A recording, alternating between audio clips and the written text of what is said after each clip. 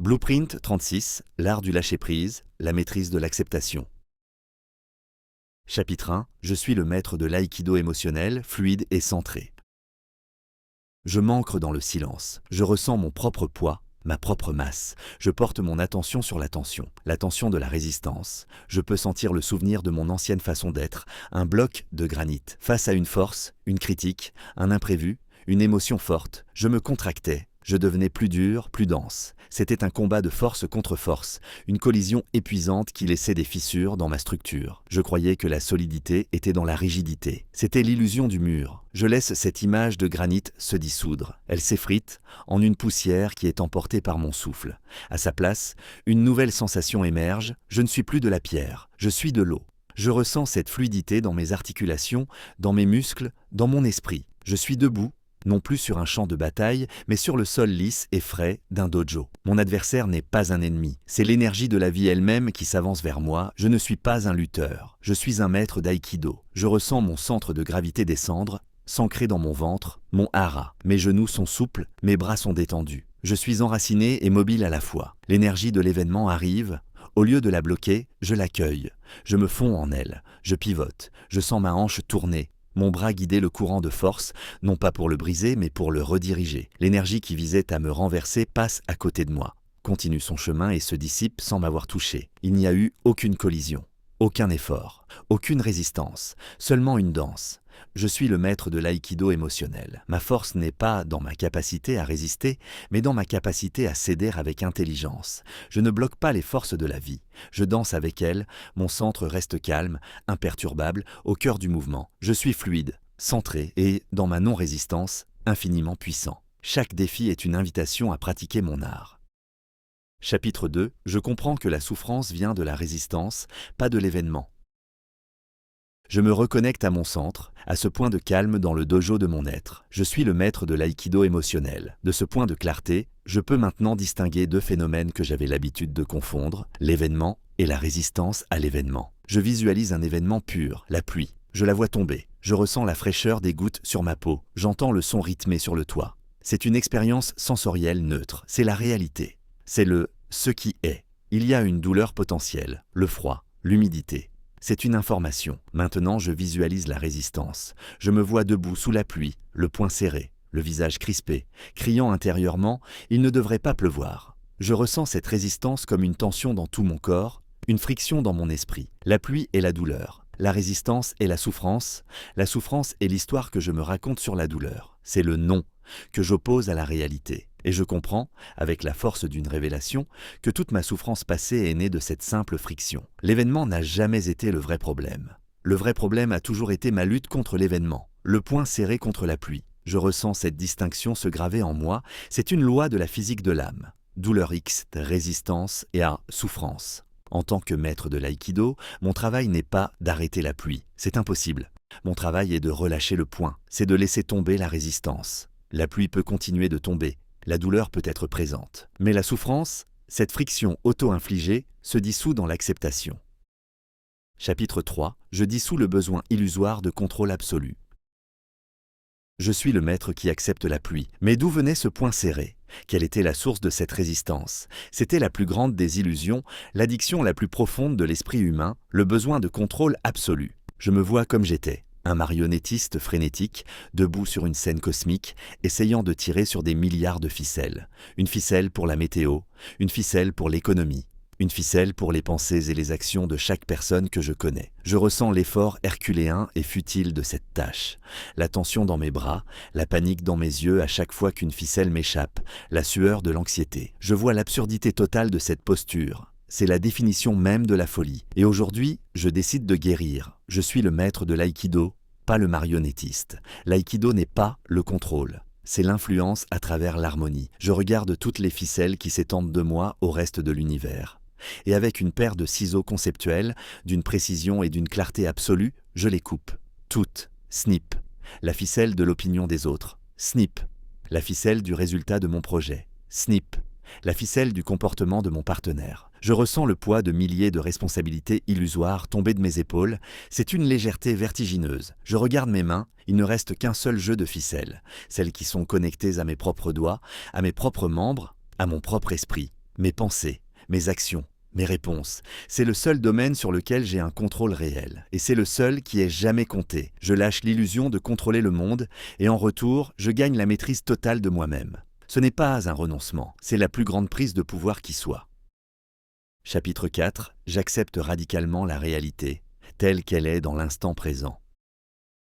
J'ai coupé les ficelles du contrôle illusoire. Je suis debout, les mains libres, je ne suis plus en guerre avec le monde, je suis prêt à pratiquer l'art fondamental de l'aïkido émotionnel, l'acceptation radicale. L'événement arrive, une mauvaise nouvelle. Un plan qui s'effondre. Je ressens la vague d'énergie initiale qui me traverse. Le choc, la déception, la peur. Mon ancien moi aurait immédiatement construit un barrage de résistance. Il aurait activé le projecteur mental du non. Non, ce n'est pas possible. Ça n'aurait pas dû arriver. Ce non est le début de la souffrance. Je choisis une autre voie, je deviens un portail. Au lieu de construire un barrage, j'ouvre les vannes. Je laisse la vague de la réalité me traverser complètement. Je ne la combats pas, je ne m'y accroche pas, je la laisse couler à travers moi. Mon mantra intérieur est un oui radical, pas un oui de résignation passive. C'est un oui puissant et conscient. Oui, c'est ce qui est en train de se passer maintenant. Oui, je ressens cette déception.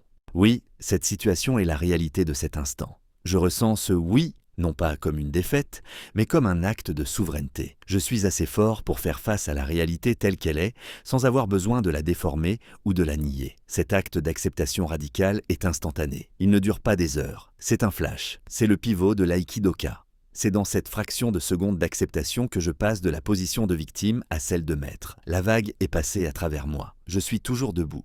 Mon centre est intact. Je suis maintenant dans le calme post-impact. Et depuis ce calme, je suis libre de choisir ma réponse, non pas en réaction à ce qui aurait dû être, mais en alignement avec ce qui est.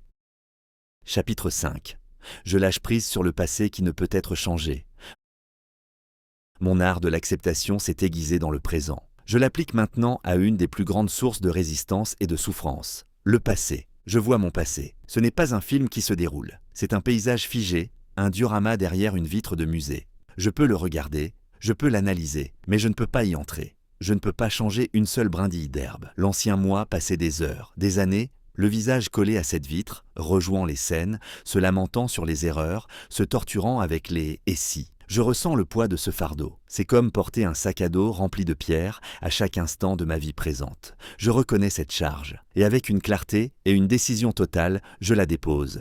Je ne la jette pas avec colère. Je la dépose avec douceur. Je comprends que chaque événement de ce passé, chaque erreur, chaque blessure était un fil nécessaire dans la tapisserie qui m'a amené à être qui je suis aujourd'hui. Je ne peux pas renier le passé sans me renier moi-même. Je cesse de me battre avec lui. Je fais la paix. J'honore les leçons. J'extrais la sagesse de chaque pierre du sac à dos, puis je laisse les pierres derrière moi. Je ressens une légèreté incroyable. Mon dos se redresse. Mon énergie, qui était prisonnière de ce musée, revient à moi, ici et maintenant. Le passé n'est plus ma prison. C'est ma bibliothèque. Je peux la consulter pour y trouver de la sagesse, mais je n'y vis plus. Mon foyer est dans le présent. Chapitre 6. J'embrasse l'incertitude du futur sans anxiété. J'ai fait la paix avec le passé. Je suis ancré dans le présent. Je regarde maintenant vers l'avant, vers le futur. L'ancien moi y voyait un brouillard menaçant, rempli de monstres potentiels. Il passait son temps à essayer de planifier chaque pas, de contrôler chaque variable, dans une tentative désespérée de dissiper ce brouillard. C'était la source de l'anxiété, une résistance constante à un avenir qui n'existait même pas encore. Je suis le maître de l'aïkido. Je comprends que l'incertitude est la nature même du futur. Tenter de la contrôler est aussi futile que de tenter de saisir le brouillard dans ses mains. Je lâche prise. Je ne cherche plus à contrôler l'avenir. Je cherche à faire confiance à ma capacité de danser avec lui, quel que soit le partenaire qu'il m'enverra. Je remplace l'anxiété par la préparation. Je ne construis pas des plans rigides. Je construis des compétences, de la résilience, de l'adaptabilité. Je ne cherche pas à connaître le chemin, je cherche à devenir le meilleur explorateur possible. Je ressens l'anxiété se transformer. La contraction dans mon estomac se relâche. L'énergie nerveuse devient une curiosité excitée. Le brouillard n'est plus une menace, c'est un terrain de jeu. C'est la toile blanche de la possibilité. Je ne sais pas ce que l'avenir me réserve et c'est merveilleux. Car si je savais tout, il n'y aurait plus d'aventure. Il n'y aurait plus de découverte. Je m'avance dans le brouillard, non pas avec une carte, mais avec une boussole. Mes valeurs, ma mission, et avec la confiance absolue que j'ai tout ce qu'il faut pour danser avec ce qui viendra. Chapitre 7. Je me détache des attentes rigides envers moi-même et les autres. Je suis libre du passé et du futur, je suis ancré dans le présent. Mais même ici, une forme subtile de résistance peut encore exister. C'est la résistance créée par les attentes rigides, ces règles internes sur la manière dont les choses devraient être. Je vois ces attentes comme des barreaux de prison invisibles que j'ai construits autour de moi-même et des autres. Je devrais être parfait. Je devrais toujours être heureux. Les autres devraient me comprendre. Les gens devraient se comporter de manière juste. Chaque « devrait » est un barreau. Chaque fois que la réalité ne se conforme pas à ce barreau, je m'y heurte. Je ressens la douleur de cette collision, la frustration, la déception. C'est une prison auto-imposée. Je suis le maître de l'aïkido. L'aïkido n'a pas de forme rigide. Je prends la décision de dissoudre ces barreaux. Je ne les brise pas avec force. Je les regarde avec conscience et je vois leur nature illusoire. Ils se dissolvent comme de la fumée. À la place des attentes rigides, je cultive des préférences flexibles. Je préférerais réussir, mais je suis prêt à échouer et à apprendre. Je préférerais que les autres soient justes, mais je suis prêt à naviguer dans un monde où ils ne le sont pas toujours. Je ressens un espace immense qui s'ouvre. C'est l'espace de la grâce. Je me donne la permission d'être humain, imparfait, en apprentissage. Je donne aux autres la permission d'être eux-mêmes avec leur propre carte du monde. Je ne suis plus en guerre avec la réalité humaine. Je l'accepte. Je danse avec elle. Je ne juge plus ma performance ou celle des autres à l'aune d'un idéal impossible. Je l'évalue à l'aune de l'intention, de l'effort, de la croissance. La prison a disparu. Chapitre 8. Je maîtrise l'action sans effort, Wu Wei, l'alignement avec le flux. J'ai dissous toutes les formes de résistance, le besoin de contrôle, l'attachement au passé, l'anxiété du futur, les attentes rigides. Que reste-t-il? Que se passe-t-il quand je cesse de pousser, de tirer, de me battre? Je découvre un nouvel état, un nouvel art de l'action. C'est l'action sans effort, c'est le Wu Wei. Ce n'est pas la passivité, ce n'est pas l'inaction. C'est l'action qui émane non pas de l'ego crispé, mais du centre calme de mon être. C'est la différence entre ramer frénétiquement contre le courant et hisser une voile pour utiliser la puissance même du vent. Je ne force plus les choses. Je sens le courant de la vie, le Tao, le flux naturel des événements, et je m'aligne avec lui. Mon action devient une participation au déroulement naturel des choses, pas une lutte contre lui. Je ressens cet état dans mon corps. C'est une sensation de fluidité totale. Il n'y a plus de friction. C'est le surfeur qui ne fait qu'un avec la vague. C'est le jardinier qui ne fait pas pousser les plantes, mais qui crée les conditions parfaites pour qu'elles poussent d'elles-mêmes. Mon effort n'est plus un effort. C'est une expression joyeuse de mon potentiel, en parfaite harmonie avec les forces de l'univers. J'accomplis plus, avec moins de stress, moins de fatigue. C'est l'efficacité ultime, c'est la danse parfaite. Je ne suis plus le rocher qui résiste au fleuve, je suis le fleuve lui-même. Chapitre 9. Je fais confiance au processus de la vie et à ma sagesse intérieure.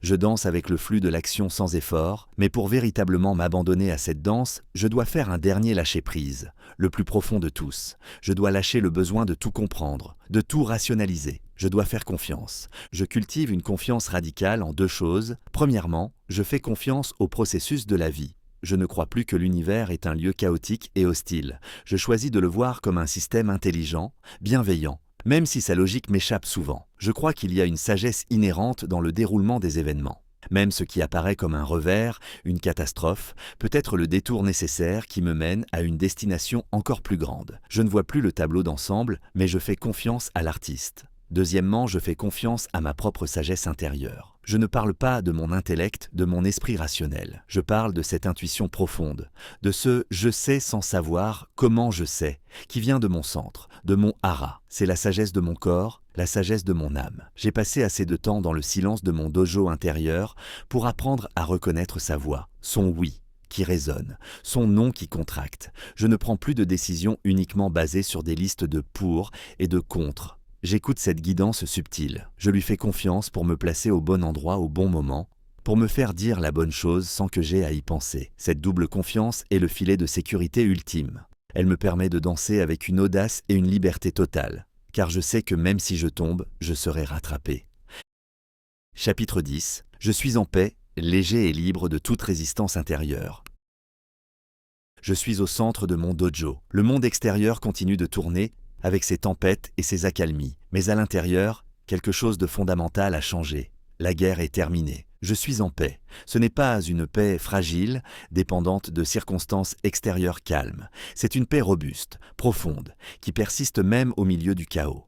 C'est la paix qui vient de l'absence totale de résistance. C'est la tranquillité du maître d'aïkido qui sait qu'aucune force ne peut le déstabiliser car il ne s'oppose à aucune force. Je suis léger. J'ai déposé le fardeau du passé, le poids de l'anxiété future, la charge des attentes rigides, le fardeau illusoire du contrôle. Mon esprit est clair, mon âme est spacieuse. Je me déplace dans le monde avec une aisance et une grâce nouvelle. Je suis libre, libre de la souffrance auto-infligée, libre de la tyrannie de mes propres pensées, libre de réagir impulsivement. Je suis libre de choisir ma réponse, de danser avec ce qui est, de créer avec le flux de la vie. Je suis le maître de l'aïkido émotionnel. L'acceptation est ma posture, la fluidité est mon mouvement, la paix est ma nature. Je ne suis plus en guerre, je suis rentré à la maison.